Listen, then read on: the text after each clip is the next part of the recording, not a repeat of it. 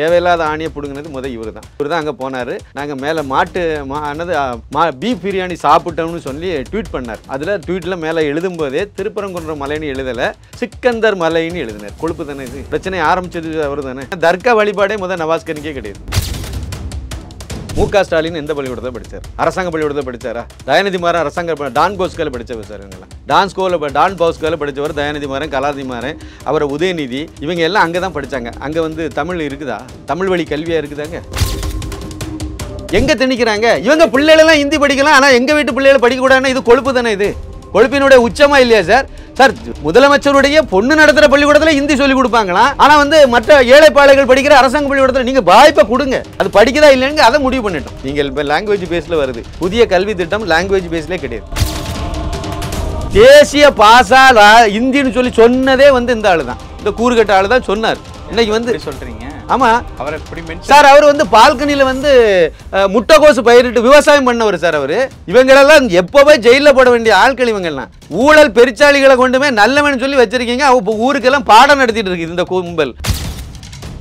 நீங்க புதிய கல்விக் கொள்கையை நடைமுறைப்படுத்திட்டீங்கன்னா சன்சைனை இழுத்து மூடணும், ஜெகத்ரட்சகன் பள்ளிக்கூடத்தை மூடணும், அதாவது ஏவா வேலு நடத்துகிற பள்ளிக்கூடத்தில் மூடணும், துரைமுருகனுக்கு பள்ளிக்கூடத்தை மூடணும். இப்படி எல்லாரும் நடத்தக்கூடிய அன்பழகனுக்கு மகன் நடத்துகிற பள்ளிக்கூடத்துல இருந்து ஆற்காடு வீரசாமி பையன் நடத்துகிற பள்ளிக்கூடத்துல இருந்து எல்லா பள்ளிக்கூடத்தையும் நீங்க மூட வேண்டியது இருக்கும். தனியார் பள்ளிக்கூடம் அடிச்சுன்னா மூடிடுவாங்க, வேற வழி கிடையாது. எல்லாம் அரசாங்க பள்ளிக்கூடத்துக்கு வந்துருவாங்க.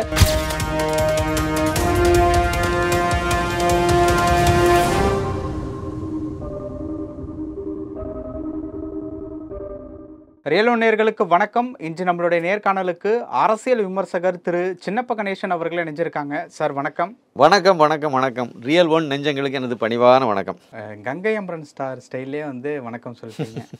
திருப்பரங்குன்றம் மலை முருகனுக்கு தான் சொந்தம் அப்படின்ட்டு இப்போ எல் முருகன் அவர்கள் கோவிலில் தரிசனம் செய்ய போகிற இந்த நேரத்தில் சொல்லியிருக்காங்க. ஸோ மறுபடியும் அந்த திருப்பரங்குன்றம் அந்த மலை விவகாரம் கொஞ்சம் சூடு பிடிக்க துவங்குதா அப்படிங்கிற ஒரு கேள்வி வருது. நீங்கள் எப்படி பார்க்குறீங்க? திருப்பரங்குன்றம் மலை முருகனுக்கு தானே சொந்தம். இப்போ பிரச்சனை அது கொஞ்சம் மாற்றுது. அதனால் அவர் கோயிலுக்கு போகக்கூடாதுன்னு சொல்ல முடியுமா? பிரச்சனையை உருவாக்குனது யார் சார்? முதல்ல அங்கே பிரச்சனையை உருவாக்குனது யார்? அங்கே தர்கா இருக்குது, அதெல்லாம் இருக்கட்டும். சிக்கந்தர் யார்? அந்த கதைக்கெல்லாம் போக வேண்டாம், அது ஒரு பெரிய கதை. இன்னொன்று சொல்லும்போது படையெடுத்து வந்தவனுடைய இது ஆக்கிரமிப்பாளனுடைய பேர் தான் சிக்கந்தர். கோரிப்பாளையத்தில் அவருக்கு சமாதி இருக்குன்னு சொல்கிறாங்க. அங்கே எப்படி தர்கா வச்சாங்க? இதெல்லாம் நிறைய கேள்வி இருக்குது. ஆனால் இப்போ என்ன நிலவரம் இருக்குன்னா, மேலே ஒரு பக்கத்தில் தர்கா இருக்குது, ஒரு பக்கத்தில் சிவன் இருக்கார், கீழே முருகர் இருக்கார். அந்த மலை திருப்பரங்குன்றம் மலையா இல்லை சிக்கந்தர் மலையா? இதை சிக்கந்தர் மலைன்னு அடையாளப்படுத்தினது யார்? ராமநாதபுரம் தொகுதி எம்பி நவாஸ்கனி. தேவையில்லாத ஆணியை பிடுங்கினது இவர் தான் அங்கே போனார். நாங்கள் மேலே பீஃப் பிரியாணி சாப்பிட்டோம்னு சொல்லி ட்வீட் பண்ணார். அதில் ட்வீட்டில் மேலே எழுதும்போதே திருப்பரங்குன்றம் மலைன்னு எழுதலை, சிக்கந்தர் மலைன்னு எழுதினார். கொழுப்பு தானே இது? பிரச்சனை ஆரம்பித்தது அவர் தானே. அவர் எதுக்கு வேணாலும் ஆரம்பிச்சிருக்காரு. உதயசூரியன் சின்னத்துலேருந்து வெற்றி பெற்று எம்பியாக இருக்கார். ஒரு எம்பியாக இருக்கவருக்கு ஒரு பொறுப்பு இருக்கா இல்லையா? இவர் தானே தொடங்கி வச்சார். திருப்பி அதை சரி பண்ண வேண்டியது அவங்க தானே. அப்புறம் சும்மா இருக்க இந்துக்காரெலாம் தூண்டி விட்டுட்டு பிறகு இந்துக்காரெலாம் கொந்தளிச்சிட்டான் அப்படின்னு சொன்ன உடனே அதுக்கு பிறகு 140 பேர் போட்டு இதெல்லாம் பண்ணது அவங்க தானே. இப்போ முருகன் கோயிலுக்கு போயிருக்காரு, அவர்கிட்ட கேள்வி கேட்குறாங்க. சார், இந்த திருப்பரங்குன்றம் மலை முருகனுக்கு தான் சொந்தம் அப்படிங்கிறது சுதந்திரத்துக்கெல்லாம் முன்னாடி 1925 26 லண்டன் கோர்ட்டு, வெள்ளைக்காரனுடைய லண்டன் கோர்ட்டு அப்போ தீர்ப்பு சொல்லி முடிச்சிட்டாங்க. இவங்கெல்லாம் முட்டி மோதி எல்லா இடமும் போய் கடைசியில் அது முருகனுக்கு தான் சொந்தம்னு சொல்லிட்டாங்க. இதுக்கு பிறகு இன்னமும் நம்ம முருகனுக்கு சொந்தம் இல்லைன்னு சொன்னால் அது என்ன கணக்கில் இருக்கும்? அதனால் அவர் சொல்லிட்டார், சைவ திருத்தலம் சைவ தளத்தில் பலியிடும் சம்பவங்கள் கிடையாது அப்படின்ட்டு மென்ஷன் பண்ணி சொல்லியிருக்காரு. யார் சொல்லி? முருகன் அவர்கள் தான், எல் முருகன் அவர்கள் சொல்லியிருக்காங்க. சைவ திருத்தலங்கள் கோயில் பள்ளி சிவனுக்கு பள்ளியிடக்கூடிய வழக்கம் உண்டு சார். அதனால் என்னிட கேட்டிங்கன்னா, மறுபடியும் அங்கே ஒரு கரசேவா நடக்காமல் இருக்கணும் அப்படின்னா அவங்களே விட்டு கொடுத்து அதுலேருந்து கிளம்பி போயிடலாம். ஏன்னா தர்கா வழிபாடே நவாஸ்கனிக்கே கிடையாது. பெரும்பாலான முஸ்லீம்களுக்கு தர்கா வழிபாடு கிடையாது. அது ஒரு குறிப்பிட்ட எண்ணிக்கையில் உள்ளவங்க தான் அந்த தர்கா வழிபாடே. முஸ்லீம்கள்லேயே ஒரு சின்ன பிரிவு தான் அதில் இருக்காங்க. அதனால் அவங்களுக்கு இது புனிதமான மலையும் கிடையாது. அந்த மலை அவங்களுக்கு முஸ்லீம்களுக்கு பொதுவாக எடுத்திங்கன்னா அது அவங்களுக்கு புனிதமான மலையும் கிடையாது. இந்துக்களுக்கு அது அறுபடை வீடில் முதல் படை வீடு. அதனால் நீங்கள் அவங்களே அதை இன்னொன்று அந்த மேலே இருக்கக்கூடிய சிக்கந்தர் தர்கான்னு சொல்லக்கூடிய இடமே ஏதோ ஒரு அம்மன் சன்னதியாக இருக்கணும். அந்த கட்டடக்கலை, அந்த தூண் இதெல்லாம் பார்த்தீங்கன்னா அது தர்காவுக்கோ மசூதிக்கோ உள்ள கட்டட அமைப்பே கிடையாது. மேலே தான் அப்படி வச்சுருக்காங்க. அப்போ இது ஒரு இந்து கோயில் தான் இருந்ததை ஆக்கிரமித்து ஏதோ இடைக்காலத்திலே எந்த காலத்திலே பண்ணியிருக்காங்க, அவ்வளோதான். அதனால் விட்டு கொடுத்து போனது நல்ல சகோதரத்துவம் நல்லாயிருக்கும், மத நல்ல எனக்கு நல்லதாக இருக்கும். மும்மொழி கொள்கையை பற்றி பேசலாமா? தாராளமாக பேசுவோம். மும்மொழி கொள்கையை பற்றி ஓபிஎஸ் அவர்கள் வந்து பாஜக ரிலேட்டபிளான விஷயங்களுக்கு வந்து ஆதரவு கொடுத்து பேசுவார். அவரே இந்த விஷயத்துக்கு வந்து எதிர்ப்பு தெரிவிச்சிருக்காரு. ஏன் இப்படி திணிக்கிறீங்க அப்படிங்கிற ஒரு வார்த்தையை மென்ஷன் பண்ணியிருக்கார். இன்னொரு பக்கம் வந்து திமுக சார்ந்த எல்லாருமே வந்து சொல்லியிருக்காங்க. அதில் அவங்க மென்ஷன் பண்ண வார்த்தையை வந்து பிளாக்மெயில் பண்ணி இந்த மாதிரி வந்து சொல்கிறது வந்து எந்த வகையில் நியாயமாக இருக்கும் அப்படிங்கிற இதில் பிளாக்மெயில் வந்து நீங்கள் வந்து இந்திய படித்தாதான் உங்களுக்கு தருவோம்னு சொல்லவே இல்லை. புதிய கல்வி திட்டம் நடைமுறைக்கு அவங்க கிளியர் கட்டாக சொல்கிறதுனா மும்மொழி கொள்கையினாலே தமிழ் இங்கிலீஷோட சேர்ந்து ஹிந்தியும் வந்துடுதே அப்படிங்கிறது தான் அவங்களுடைய பதிலாக இருக்குது. புதிய கல்வி திட்டம் சார். அங்கே வந்து இந்திய படிங்க சமஸ்கிருதத்தை படிங்கன்னு யாரும் சொல்லலை. புதிய கல்விக் கொள்கையை நீங்கள் நடைமுறைப்படுத்தணும். இந்தியாவில் உள்ள அனைத்து மாநிலங்களும் அதை நடைமுறைப்படுத்திட்டு கேரளாவிலையும் நடைமுறைப்படுத்திட்டாங்க. இவங்க கூட்டணி ஆட்சி தானே இருக்குது. கர்நாடகத்துலையும் நடைமுறைப்படுத்திட்டாங்க. காங்கிரஸ் அளவு எல்லா மாநிலத்திலையும் நடைமுறைப்படுத்திட்டாங்க. ஒரே ஒரு மாநிலம் தமிழகம் மட்டும்தான் அதை நடைமுறைப்படுத்த மாட்டேன்னு சொல்லிட்டு நாங்கள் நிற்கிறாங்க. அதாவது நவீன காலத்துக்கு தக்கவாறு ஒரு தரமான கல்வி திட்டத்தை கொண்டு வந்தால் அதை நாங்கள் நடைமுறைப்படுத்த மாட்டோம்னு சொல்கிறாங்க. அதுக்கு வந்து நீங்கள் நடைமுறைப்படுத்தலைன்னா அப்புறம் அந்த திட்டத்தை நீங்கள் நடைமுறைப்படுத்த மாட்டீங்க. அதுக்கு உள்ள காசை மட்டும் கொடுங்கன்னு எப்படி கொடுப்பாங்க? இதை வந்து ஓபிஎஸ் இல்லை சார், யார் எதிர்த்தாலும் தப்பு தான் இது.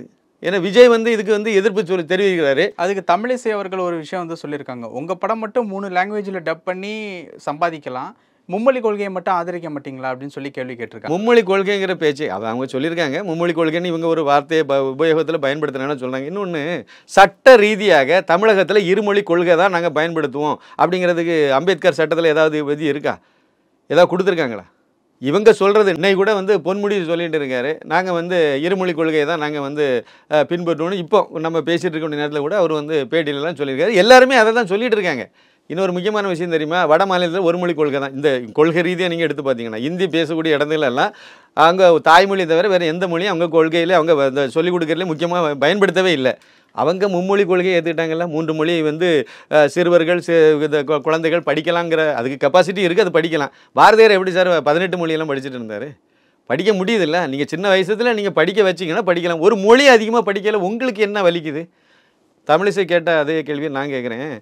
விஜய் வந்து எந்த பள்ளிக்கூடத்தில் படித்தார்? அதை கேளுங்க. முதல் தமிழ் வழி பள்ளிக்கூடத்தில் அவர் படித்தார்னு சொல்லுங்கள். அவருக்கு பையன் வந்து தமிழ் வழி பள்ளிக்கூடத்தெல்லாம் படிக்கிறான்னு சொல்லுங்கள். அண்ணாமலை அவர்கள் கேட்ட ஒரு கேள்வி, அதாவது முதலமைச்சர் அவருடைய ட்வீட்டுக்கு வந்து ஒரு கேள்வி எழுப்புற மாதிரியான ஒரு ரிப்ளை வந்து என்ன கொடுத்துருந்தாருன்னா, திமுகவை சார்ந்த அமைச்சர்கள், எம்எல்ஏ, எம்பி இவங்களுடைய பிள்ளைகள் பேர பிள்ளைகள் எல்லாருமே மும்மொழி கல்வி வாயிலாக தான் படிக்கிறாங்க, படிச்சுக்கிட்டும் இருக்காங்க.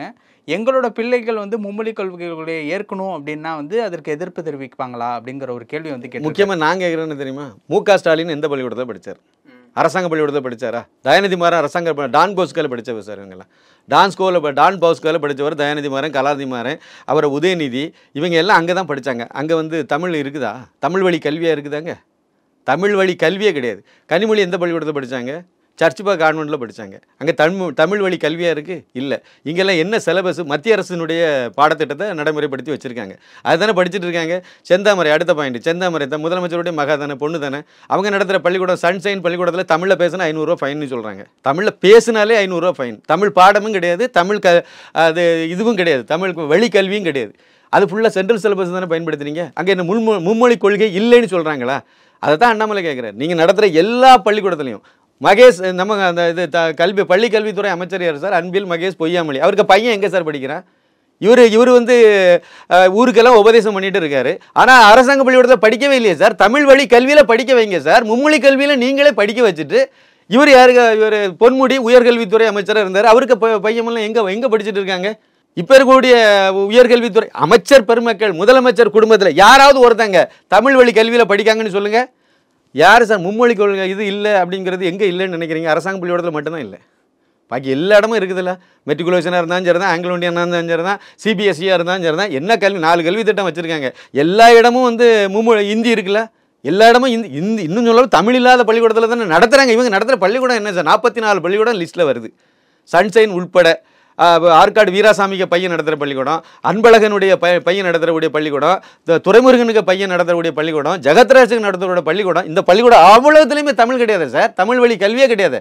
எல்லாம் மத்திய அரசு, மோடி அரசு கல்வி திட்டத்தை அப்படி எடுத்துக்கிடும். இவங்க பார்வையில் எடுத்துக்கிடுவோமே. மத்திய அரசு கல்வி திட்டத்தை நடத்துகிறீங்க, அங்கே அதுதானே சொல்லிக் கொடுக்குறீங்க. அப்புறம் உங்களுக்கு இருமொழி அப்படியாவது வாங்க, அந்த லாஜிக் படியாவது வாங்க. எங்களுக்கு இருமொழி கொள்கை தான் அப்படின்னா தமிழகத்தில் அப்படி இழுத்து மூடிடுங்க. தமிழக லாக் பண்ணிடுங்க. தமிழகம் முழுக்க நாங்கள் வந்து இருமொழி கல்வி கொள்கையில் தான் நாங்கள் நடைமுறைப்படுத்துவோன்னு சொல்லுங்கள். அது எந்த ஆங்கிலம் இந்தியனாலும் சரி தான், என்ன ஸ்கூலாக இருந்தாலும் சரி தான், இருமொழி கல்வின்னு சொல்கிறது. அதுக்கு தைரியம் இருக்குதா இவங்களுக்கு? இந்தியை திணிச்சிருவோம். எங்கே திணிக்கிறாங்க? இவங்க பிள்ளைகளெல்லாம் ஹிந்தி படிக்கலாம், ஆனால் எங்கள் வீட்டு பிள்ளைகளை படிக்கக்கூடாதுன்னா இது கொழுப்பு தானே? இது கொழுப்பினுடைய உச்சமாக இல்லையா சார்? சார், முதலமைச்சருடைய பொண்ணு நடத்துகிற பள்ளிக்கூடத்தில் ஹிந்தி சொல்லிக் கொடுப்பாங்களாம், ஆனால் வந்து மற்ற ஏழைப்பாளைகள் படிக்கிற அரசாங்க பள்ளிக்கூடத்தில் நீங்கள் வாய்ப்பை கொடுங்க. அது படிக்குதா இல்லைன்னு அதை முடிவு பண்ணிட்டோம். நீங்கள் இப்போ லாங்குவேஜ் பேஸில் வருது, புதிய கல்வி திட்டம் லாங்குவேஜ் பேஸ்லேயே கிடையாது. இதுவும் ஒரு அம்சம். ஒரு குழந்தை வந்து அதுக்கு முடிஞ்ச வரைக்கும் ஃப்ரெஞ்சு படிக்கணுமோ இத்தாலி படிக்கணுமோ எது விருப்பப்படுதோ அதெல்லாம் படிக்கட்டுன்னு சொல்லி அதில் கொடுத்துருக்காங்க, அவ்வளவுதான். மற்றபடி வந்து பயிற்று மொழி தமிழை தான் அங்கேயும் வச்சுருக்காங்க. நான் ஒன்று கேட்குறேன், சரி இது வேண்டான்னு சொல்கிறீங்க, மும்மொழி கொள்கை தான் எங்களுக்கு, அதனால் இது வேண்டான்னு சொல்கிறீங்க. கேந்திர வித்யாலயா பள்ளிகளை வந்து தமிழ்நாட்டில் எதுக்கு அனுமதிச்சு வச்சுருக்கீங்க? அதுக்கு எதுக்கு ரெக்கமெண்ட் லெட்டர் எழுதி கொடுக்கீங்க? ஹிந்தி தானே சொல்லிக் கொடுக்கான்னு சொல்கிறீங்க, ஹிந்தி தானே சொல்லிக் கொடுக்கான்னு சொல்கிறீங்க. அங்கேயே தமிழும் இருக்குது, அது வேறு கதை. இவங்க பாசையில் இவங்க ஆங்கிளில் அது வந்து ஹிந்தி தான் சொல்லிக் கொடுக்கணும்னு சொல்கிறீங்க. அப்போ தமிழ்நாட்டில் எங்களுக்கு வந்து கேந்திர வித்யாலயா பள்ளிக்கூடமே தேவையில்லைன்னு மூடி இருக்க வேண்டியது தானே? அதை ஓப்பன் பண்ணி விட்டீங்கல்ல. நவோதயா பள்ளிகளையும் அனுமதி கொடுக்க மாட்டேங்கிறீங்க. கொண்டு வந்தது மோடி கிடையாதுல்ல. ராஜீவ்காந்தி காலத்தில் 1985 அதுக்கு விதை போடப்பட்டது, 86 நடைமுறைக்கு வந்தது. இந்தியா முழுக்க ஒவ்வொரு மாவட்டத்துக்கும் ஒரு பள்ளிக்கூடம் உண்டு, உறைவிட பள்ளி. 6ஆம் வகுப்புலேருந்து 12ஆம் வகுப்பு வரைக்கும் இருக்கும். அதில் வந்து நீங்கள் 6ஆம் வகுப்பில் பிள்ளை கொண்டு சேர்த்துட்டிங்கன்னா போதும், வருஷத்துக்கு ஃபீஸ் 150 ரூபா, 200 ரூபா, 250 ரூபா இப்படி தான் வச்சுருக்காங்க. அது வந்து பின்தங்கிய மாணவிகளுக்கு, குறிப்பாக பட்டியலினத்தில் உள்ளவங்களுக்குலாம் இலவச கல்வி. அது மத்திய அரசு கல்வி திட்டம். இதில் வந்து நீங்கள் வந்து கிராமப்புறத்தில் உள்ளவங்களுக்கு 75% அதில் இடஒதுக்கீடு, நகர்ப்புறத்தில் உள்ளவங்களுக்கு 25% தான். மாவட்டத்துக்கு ஒன்றுனா தமிழ்நாட்டில் எல்லா மாவட்டத்துக்கும் போயிடும்ல. 28 ஏக்கர் நிலம் மட்டும்தான் தமிழக அரசு அதை ஒதுக்கீடு, மாநில அரசு ஒதுக்கீடு பண்ண வேண்டியது.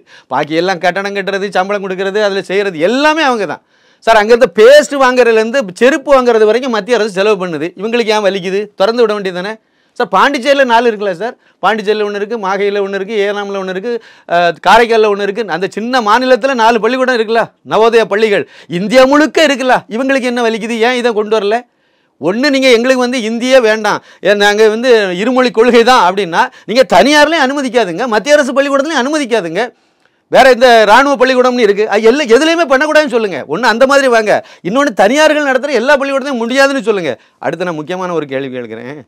இருமொழி தானே இருக்கணும், இருமொழி தானே இருக்கணும். உயர்கல்வித்துறை அமைச்சராக இருந்தவர் இன்றைக்கு காலையில் பேசுகிறார், இருமொழி கொள்கை தான் அப்படின்னு சொல்லி. அன்பில் மகேஷ் பொய்யாமொழி இதே கருத்தை தான் சொல்கிறாரு. நான் கேட்குறேன், உருது எந்த அடிப்படையில் சொல்லிக் கொடுக்குறாங்க? தமிழக அரசு பள்ளிக்கூடத்தில் உருது எப்படி சொல்லிக் கொடுக்குறாங்க? அது என்ன கொள்கை? அது தமிழ் ஆங்கிலம், சர்வதேச மொழி ஆங்கிலம், தமிழ் எங்கள் தாய்மொழி, ரெண்டுமே போதும். ஆனால் எங்கள் வீட்டு பிள்ளைகள் எல்லா மொழியும் படிக்கணும், அது இருக்கட்டும். உருது நீங்கள் எப்படி சார் சொல்லிக் கொடுக்குறீங்க? அதுக்கு எப்படி நீங்கள் அரசாங்க சம்பளத்தை கொடுக்குறீங்க? எப்படி அரசு பள்ளிக்கூடத்தில் உருது சொல்லிக் கொடுக்குறீங்க? உருது பள்ளிக்கூடமே நீங்கள் நடத்துறீங்க அரசாங்க செலவில், அது எப்படி நடத்துறீங்க? இது என்ன இருமொழி கொள்கையா இது? எங்கள் கன்னியாகுமரி மாவட்டம் வந்தீங்கன்னா கேரளாவை ஒட்டி இருக்கக்கூடியதில் மலையாளம் சொல்லிக் கொடுப்பாங்க, அது என்ன மொழி கொள்கையில் வருது? ஆந்திராவை ஒட்டி உள்ளதெல்லாம் தெலுங்கு வருது, கர்நாடகத்தை ஒட்டி வரதில் கன்னடம் வருது. இதெல்லாம் எத்தனை மொழி? இது வேறு மொழியை சொல்லிக் கொடுக்குறோம்ல. கொடுக்குறது தப்புன்னு நான் சொல்லலை, இப்போவும் சொல்கிறேன், தேவை தான் அது. அந்த மக்கள் வந்து அந்த மொழியை பேசுகிறாங்க, அதனால் அவங்களுக்கு அது வாய்ப்பு கொடுக்கணும். நான் என்ன கேட்குறேன்னா, நீங்கள் வேண்டாம் இருமொழின்னு சொல்கிறதுனால நான் கேட்குறேன். இதெல்லாம் வச்சுருக்கீங்கல்ல, இதெல்லாம் என்ன அடிப்படையில் வருது? பேசம் சார், இது சட்டத்திலே கிடையாது. பி சிதம்பரம் முன்னாள் மத்திய அமைச்சர், தமிழகத்தில் சேர்ந்த ஒரு நபர் தான். இவர் இன்னைக்கு காலையில் நேற்று பேசினது, இன்னைக்கு காலையில் செய்தி பத்திரிகைலாம் வந்துட்டு இருக்கு. அது என்ன சொல்லிட்டு இருக்காரு? சட்டத்திலே அப்படி ஒன்றும் கிடையாது. ஆனால் அந்த ஆள் என்ன சொல்கிறாரு, அதாவது ஆகச்சிறந்த அயோக்கியன்னு சொல்லுவேன் நான். இந்திரா காந்தி வாக்குறுதி கொடுத்தாங்க, நேரு வாக்குறுதி கொடுத்தாரு. வாக்குறுதி கொடுத்தது சட்டமாயிருமா? பாராளுமன்றத்தில் நீங்கள் தானே இருந்தீங்க, சட்டமாக ஏற்ற வேண்டியது தானே. தமிழ்நாட்டில் இருமொழி கொள்கை தான், இது வந்து அங்கீகரிக்கப்பட்டது, வேற எல்லாம் தமிழ்நாடு மட்டும் தனி நாடு அப்படி சொல்லி நீங்கள் நிறைவேற்ற வேண்டியது தானே. தேசிய பாசா இந்தின்னு சொல்லி சொன்னதே வந்து இந்த ஆள் தான், இந்த கூறுகட்ட ஆள் தான் சொன்னார். இன்னைக்கு வந்து சொல்றீங்க. ஆமா அவர் எப்படி சார், அவர் வந்து பால்கனியில் வந்து முட்டைகோசு பயிரிட்டு விவசாயம் பண்ணவர் சார் அவர். இவங்களெல்லாம் எப்போவே ஜெயிலில் போட வேண்டிய ஆட்கள் இவங்கெல்லாம். ஊழல் பெருச்சாளிகளை கொண்டுமே நல்லவன் சொல்லி வச்சிருக்கீங்க. அவங்க ஊருக்கெல்லாம் பாடம் நடத்திட்டு இருக்குது இந்த கும்பல். அதனால் நீங்கள் வந்து ஒரு தரமான கல்வி திட்டம் சார் அது. அதாவது இந்த கல்வி திட்டமும் வந்து ஒன்றும் பாஜக அரசாங்கம் கொண்டு வந்தது கிடையாது, நடைமுறைப்படுத்துறது தான். இவங்க விதை போட்டதெல்லாம் இதுக்கு முன்னாடி இருந்தால் காங்கிரஸ் திமுக இவங்கெல்லாம் சேர்ந்து இருக்குது, அதில் இருந்து தான் தொடங்கி வருது. இது எல்லா திட்டமும் அப்படி தான், நீட்டாக இருந்தாலும் அப்படி தான். ஏன்னா அதெல்லாம் ரொம்ப வருஷமாக இருந்து ஆராய்ச்சி பண்ணி எடுத்து கொண்டு வராங்க. இப்போ ஒரு நவீன காலத்துக்கு தக்கவாறு மாணவர்களை தரமானவங்களாக தயார்படுத்துறதுக்கு இந்த கல்வி திட்டம் அவசியம். என்ன பிரச்சனை தெரியுமா? புதிய கல்வி திட்டத்தை நீங்கள் நடைமுறைப்படுத்தினீங்கன்னா அடுத்த வருஷத்தில் இருந்து எல்லாரும் அரசாங்க பள்ளிக்கூடத்தில் கொண்டு போய் குழந்தைய சேர்த்துருவாங்க. ஏன்னா தரம் தான் சார் அங்கே பிரச்சனை, கல்வி தரம் தான் அங்கே பிரச்சனை அரசாங்க பள்ளிக்கூடத்தில் இப்போ இருக்குதுல. நீங்கள் ஸ்ட்ரக்சர்லாம் அது போதும் சார், அனுபவம் வாய்ந்த ஆசிரியர்கள் இருக்காங்க சார். ஒரு டீச்சர் ஒரு அரசாங்க பள்ளிக்கூடத்தில் பாடம் எடுக்கிறாங்க, ஒரு 55 வயசில் இருக்காங்கன்னா அவங்ககிட்ட படித்த ஸ்டூடெண்ட்ஸ் தான் ஒரு ப்ரைவேட் ஸ்கூலில் போய் இங்கிலீஷ்க்கு மீடியம் ஸ்கூல் இப்போ கிராமத்தில் சொல்கிறாங்களா அந்த ஸ்கூலில் டீச்சராக இருக்குது, 3000 5000 சம்பளத்துக்கு இது வேலை பார்க்குது. நாம் குழந்தைய அந்த பொண்ணை நம்பி நம்ம அனுப்புகிறோம், அந்த டீச்சரை நம்பி அனுப்புகிறோம். அவங்களுக்கே பாடம் எடுத்த இல்லைன்னா அவங்க அப்பாவுக்கே பாடம் எடுத்த அரசாங்க பள்ளிக்கூடத்தில் இருந்து நான் சேர்க்க மாட்டாங்க. காரணம் என்ன நினைக்கிறீங்க? அந்த ஆசிரியர் பிரச்சனை இல்லை, அனுபவம் பிரச்சனை இல்லை, கல்வி தரம். நீங்கள் ஒரு குறிப்பிட்ட அதாவது சமச்சீர் கல்வின்னு ஒரு கேடுகட்ட கல்வி திட்டத்தை வகுத்து வச்சிருக்கீங்க, தரம் மட்டரகமான கல்வி திட்டம் அது. அதனால தான் திமுக காரங்களே, ஏன் கருணாநிதி அதை கொண்டு வந்தது கருணாநிதியும் ஸ்டாலினும் தான். அவங்க குடும்பத்திலேருந்து நடத்துறது தான் சன்ஷைன் பள்ளிக்கூடம். அந்த கல்வி திட்டத்திலே அந்த கல்வி கூடத்திலே அது கிடையாது. அமல்மெண்ட் படுத்தினது யாரோட காலகட்டத்தில் சார்? திமுக காலகட்டத்தில், ஜெயலலிதா அவர்களுடைய காலகட்டத்தில். 2010 திமுக காலகட்டத்தில் 2006லேருந்து 2011 வரைக்கும் இருந்ததில் கடைசி வரைக்கும் நல்ல திட்டம் என்கிட்ட கேட்டிங்கன்னா அந்த நோக்கம் நல்ல நோக்கம். ஆனால் அதை வந்து தரம் இல்லாமல் ஆக்கி அப்படியே மழுங்கடிச்சு ஒன்றும் இல்லாமல் கொண்டு வந்து கடைசியில் 2011 எண்டில் கொண்டு வரும்போது நடைமுறைப்படுத்தி விட்டுட்டு போயிட்டாங்க. அந்த அம்மா அதை தூக்க முடியல. அதை கல்வி இதை புக்கெல்லாம் அடிச்சிட்டிங்க, பிரிண்ட் பண்ணிட்டீங்க, எல்லாம் விட்டுட்டீங்க. வேறு வழி இல்லாமல் அந்த அம்மா வந்து அதை கண்டினியூ பண்ண வேண்டிய சூழ்நிலை ஆகி போச்சுது. அது பிறகு அவங்களுக்கு அது போதுமான அதில் கவனம் செலுத்தலைன்னு வேணால் எடுத்துக்கலாம், இல்லைன்னா அதை தரமாக்கியிருக்கலாம். தரமாக்கினா என்ன சார் பிரச்சனை? தனியார் பள்ளிக்கூடம் இழுத்து மூட வேண்டியது இருக்கும், அவ்வளோதான் பிரச்சனை. நீங்கள் எல்கேஜியில் கொண்டு போய் 2 லட்சம் ரூபா டொனேஷன் கொடுத்து ப்ரீகேஜியில் கூட குழந்தைய சேர்க்க மாட்டீங்க. இங்கே எல்லாம் இருக்குது அப்படின்னா இங்கே படிக்க வச்சுருவீங்க. வெளியே படிக்கிறவங்க சாய்ஸ் என்ன கேட்குறாங்க? ஹிந்தி சொல்லிக் கொடுக்குறீங்களா, ஃப்ரெஞ்சு சொல்லிக் கொடுக்குறீங்களா? அப்போ அந்த பள்ளி நல்ல பள்ளிக்கூடம்னு நினைக்கிறாங்க. ஒரு மொழி அடிஷ்னலாக படிக்கிறது நல்லது எல்லாம், அதெல்லாம் வேண்டாம் சார். சுருக்கமாக ஒரே ஒரு கேள்வி சார், ஹிந்தி அப்படி ஸ்ட்ரைட்டாக இவங்க லாங்குவேஜில் கேட்குறேன் சார், ஹிந்தி வேணுமா வேண்டாமாங்கிறத முடிவு பண்ணுறது மு.க. ஸ்டாலின் யார் சார்? மு.க. ஸ்டாலின் யார்? நான் கேட்குறேன், நேரடியாக கேட்குறேன். மு.க. ஸ்டாலின் அவர் வந்து தமிழ் வழி பள்ளிக்கூடத்தில் படித்தாரா? படிக்கலை. அவருக்கு பையனை படிக்க வச்சாரா? படிக்க வைக்கல. அவருக்கு மகன் நடத்துகிற பள்ளிக்கூடத்தில் வந்து தமிழ் வழி கல்வி இருக்கா? இல்லை. இது எதுவுமே செய்யாத இவங்க முடிவு பண்ணணுமா, இல்லை தமிழ் பள்ளிக்கூடத்தில் படித்தா நான் முடிவு பண்ணணுமா, இல்லைனா தமிழ் பள்ளிக்கூடத்தில் இப்போ குழந்தைகள் படிக்க வச்சுருக்காங்களா அவங்க பெற்றோர்கள் முடிவு பண்ணணுமா? கருத்து கணிப்பு நடத்தணுமா வேண்டாமா? கேளுங்க, ஓப்பனாக விடுங்க. அரசாங்க பள்ளிக்கூடத்தில் பிள்ளைகிட்ட கேளுங்க. அங்கே மட்டும்தான் இந்தியை தடுத்து வச்சிருக்கீங்க. ஏழைப்பாளைகள் படிக்கிற பள்ளிக்கூடத்தில் தான் தடுத்து வச்சிருக்கீங்க. அவங்ககிட்ட கேளுங்க, புதிய கல்விக் கொள்கை வேணுமா வேண்டாமா? இந்தியை நீங்கள் படிக்க போறீங்களா? இல்லை. அதுலேயும் புதிய கல்வி இந்தின்னு கிடையாது சார். விருப்ப மொழியாக ஒரு மொழி உங்களுக்கு விருப்பப்பட்டதை எடுங்கன்னு தான் சொல்கிறாங்க. இன்னொரு முக்கியமான விஷயம் சொல்கிறேன், தமிழ்நாட்டில் உள்ளவங்க விருப்ப மொழியாக இந்தி எடுப்பான்னு நீங்கள் சொல்கிறீங்க, உண்மைதான். ஏன்னா இந்தி நிறைய மாநிலங்களில் இருக்குது, இந்தியும் அவன் அடிஷ்னலாக படிப்பான். ஆனால் ஹிந்தி பேசக்கூடிய மாநிலத்தில் உள்ளவங்க எந்த லாங்குவேஜ் எடுப்பான்? விருப்ப மொழியாக 3வது மொழியாக எதை எடுப்பான்? தமிழை தானே எடுப்பான். மலையாளத்தை எடுக்க வாய்ப்பு இல்லை. ஏன்னா அதை விட ஏன்னா தமிழில் இருந்து தான் மற்ற மொழிகளெல்லாம் வந்ததுங்கிறது எல்லாத்துக்கும் தெரியும். அப்போ தமிழுடைய தொன்மை இதெல்லாம் வச்சு உத்தரப்பிரதேசத்தில் உள்ளவங்களாம் மாணவர்கள் எல்லாம் தமிழை படித்தா தமிழ் வளரதானே சார் செய்யும். இங்கே இருக்கிற தமிழ் ஆசிரியர்லாம் அங்கே அனுப்பி விடுவீங்களா? தமிழ் டீச்சர் அங்கே எங்கேருந்து வருவாங்க? இங்கேருந்து நம்ம படித்தவங்களை அனுப்பி விடலாம்ல, நல்லது தானே அது. அப்படி கூட நீங்கள் யோசிக்க மாட்டேங்கிறீங்களா? ஒரு காரணமும் கிடையாது சார்.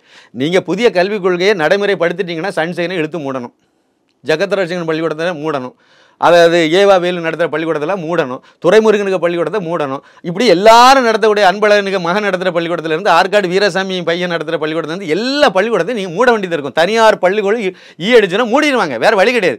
எல்லாம் அரசாங்க பள்ளிக்கூடத்துக்கு வந்துடுவாங்க. இப்போ ஒரு அமைச்சர்களும் அவங்க வீட்டு பிள்ளைகளை சேர்க்க மாட்டேங்கிறாங்க. இந்த புதிய கல்விக் கொள்கையை அமல்படுத்துங்க, அவ்வளோ பேரை சேர்த்துருவாங்க. ஐஏஎஸ் ஐபிஎஸ் அதிகாரிகள் பிள்ளைகளை கொண்டு சேர்க்க மாட்டேங்கிறாங்க. புதிய கல்விக் கொள்கையை அமல்படுத்துங்க, நீங்கள் அங்கே கொண்டு சேர்த்துருவாங்க. ஏன்னா இந்தியா முழுக்க ஒரே கல்வி திட்டமாக இருக்கும். அவங்க இங்கேருந்து ஊபிக்கு டிரான்ஸ்ஃபர் போனாலும் அந்த குழந்தை அங்கே போய் படிச்சிடும். இதே கல்வி திட்டம் தான் அங்கே இருக்கும். அப்போ இதை வந்து தடுக்கணும், கெடுக்கணும், நாசம் பண்ணணும். அதுதான் வராங்க சார். இந்தியே நீங்கள் பேசுங்க சார். வேற இந்தியா வேண்டான்னு சொன்னாரா? இல்லை காமராஜர் வேண்டான்னு சொன்னாரா? உங்களுக்கு என்ன இப்போ? அதை விட நீங்கள் பன்மொழி புலவர்களா? நீங்கள் பாரதியாரே பல மொழி படித்தவர். இந்த மாதிரி தான் கல்வியாளர்கிட்ட இருந்தால் படித்தவங்களை வந்து முதலமைச்சராக வச்சுருந்தீங்கன்னா அவங்களுக்கு இதெல்லாம் தெரியும். நிறைய விஷயங்கள் பகிர்ந்துக்கிட்டீங்க. நேரத்துக்கு ரொம்ப நன்றி. மிக்க நன்றி. நன்றி, வணக்கம்.